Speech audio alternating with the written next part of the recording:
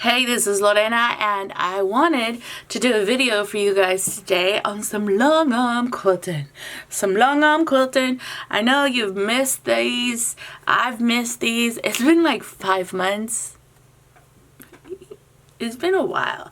It's been a while because I'm doing work for everybody, and I don't have time to play with my machine just by myself. I've been busy. I've been a busy lady. But I just wanted to share this video. I thought you guys would like it. I really was going to post an upholstery video. I went and worked on some of the chairs at my church, and I got this beautiful fabric at Joann's. Let me show you the fabric. Not pretty. Hexagons. And I was going to go ahead and make that video, and I was just like, okay, my channel is quilting, and they're waiting for quilting. So I went into my ruler stash, and I found, guess what I found? I found me a set of hexagon rulers. And I decided to go ahead and play with these and play with some fabric. And what I did is I wrote on the fabric and designed it, and then I embroidered over camera on top of it. And let me show you what it looks like. Yes, this is the front and this is the back. I don't think I'm going to leave the back the way it is. I am probably going to make this into a pillowcase or into some bag. So I'm going to have maybe a lining. I'm not sure yet. But what I do recommend when you're doing this is, which I didn't do, it's go over all the lettering first. I didn't do that because, you know, I'm learning. And the reason I'm doing these are considered for me warm-ups because I still want to do the Holy Spirit banner that I really want to quilt. So I'm trying to see what textures I like, what designs I like, what kind of patterns. So I'm going to play with a couple of these and try different ideas, quilting ideas, to see how it works on me quilting them. So I got the hexagon rulers from Fawns and Porters, and I also had these marking tools that I used on my fabric, on this white wedding satin fabric. And so I just thought you guys would love this video because it's quilted. It's been 5 months, and I know you long armers are waiting for this. As a matter of fact, I've had you starving. And so I thought you guys would love this video because I really had a lot of fun quilting it. I really do miss it. It's been a while that I've gotten on my machine and gotten to, for me to just you know, just play with it. Also too, I have lost a little bit of my skill. Not that I've lost the skill. There is also that memory of muscle memory, but I'm not as clean as I was before, and that's because it's been 5 months since I've gotten on the machine, and which is good because it's going to push me to get on my machine more, to get back my skill in that condition or the shape that I used to have in it. So I really do hope you like this tutorial. I'm going to do several of these little panels and try different textures, so some more are coming, okay? I really do hope you like this video. I'm also going to do that upholstery video. I'm probably going to try to post 2 videos maybe this week. Add something different to my channel, but also maintain my quilting and then add a variety. And maintain my quilting and add a different video here and there. So I really do hope you like this video. And I'll see you in a minute, okay? I'll see you in a minute. It didn't take me that long, so I'll see you in a minute. Bye. Bye. So this is kind of trying to replicate that fabric that I just showed you. And so I got one of the hexagons here, just like that. If you could see this, I traced 1/4 of a line, and I just gave it itself an outline, just like this. And then you use the same one. And then I put this one in the middle, try to line it up as much as I possibly could. And I did the same thing, 1/4 of a line here, right there. And then I got this smaller one, And I tried to make sure that the spacing was right. It doesn't have to be perfect. And I also did the same thing and drew a line here. That's what I did with this. What I really do like the look, how this looks right here. On this one, I just kind of added another one and did the same thing.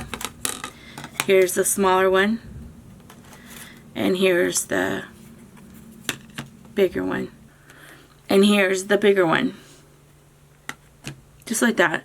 And I just made sure they were outlined. I think 3 rulers are enough. I know you can make more if you wanted to. You can make one in the center. I just kind of like this big opening. I don't know. I just think it's going to be beautiful, whatever I end up doing.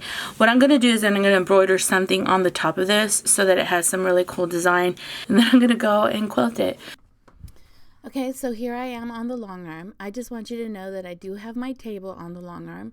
I am using my favorite ruler. This is called the Stitch in the Ditch ruler that you could buy at Joann's for like $20. Use your coupon, okay, people? And that coupon's like 50% off, so I paid maybe $10, $12 for it.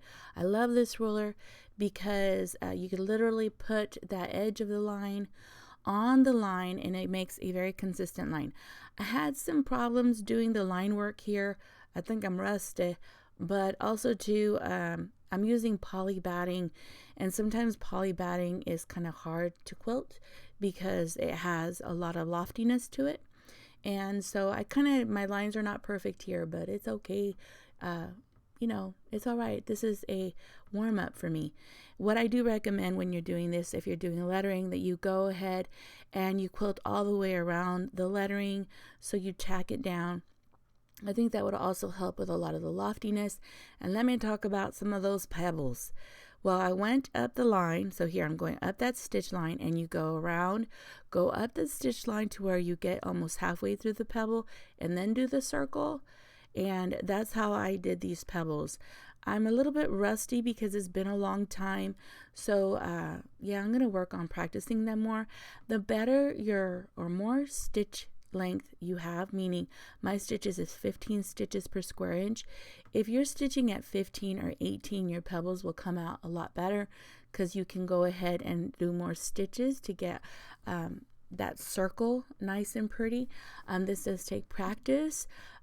Sometimes when I do pebbles, I go all the way around, and then sometimes I go around and then start another pebble right at the edge of that.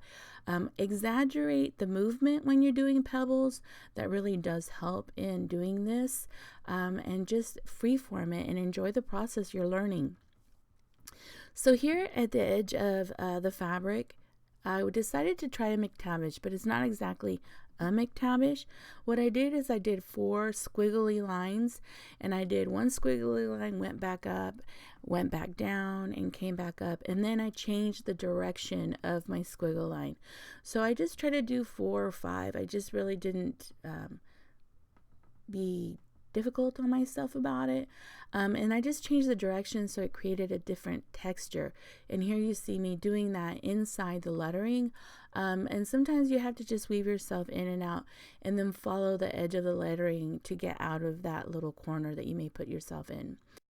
I did different quilting, meaning on the other hexagon I quilted on the inside to where it creates this negative and positive space, and on this one I quilted on the opposite side to see what it would look like, so that I had more of an idea of the visual look. I wanted the negative and positive space to be different, and that's what's neat about these little hexagons. You can change it. And on this I did meandering inside, and I love it because I like this hexagon the best because the center just pops out really beautifully. And so yeah, I just think it really came out well. And I wanted to share why I use the word overcomer. I looked it up in a definition, and because I like some of those power words for myself. The definition of overcomer is to get the better of a struggle, conflict. It also means to conquer and defeat. The word overcomer means to prevail over any opposition or disability or temptation. And in the Hebrew Greek, the definition means to subdue, conquer, prevail, or get the victory. It also means success. I think it's kind of neat the way the English term definition is to get the better of a struggle. I think sometimes I struggle through situations that sometimes the situation gets the better of me, but I want to be an overcomer to where I get the better of the struggle, meaning I overcome it, I conquer it, I prevail over it, and whatever opposition that comes against me, that it doesn't get me, I get it. So whatever the enemy decided to use for my destruction, I can use for my success. And so, yeah, this is what it looks like. Just remember that we are all overcomers. If we go through struggles, it really is an opportunity for us to get the better of the struggle. And I really do thank you for watching, and I hope you like this video. And yeah, I'll see you on the next one, okay? Talk to you later. What do you think, guys? I think it's really pretty. I think it's really pretty. Some of the things that I need to think about next time, it's to quilt around the lettering would be a lot better. Also too, I found some issues here with getting precision, and a lot of it is because I was kind of rusty. Yeah, I was kind of rusty. So the second or third hexagon, you could see a huge improvement as I went along. But it was really fun to make. So I hope you like it. I hope you like this video. And yeah, I'll post another one soon. Sooner than later. Have a wonderful day, okay? Please enjoy the day as you have. Bye.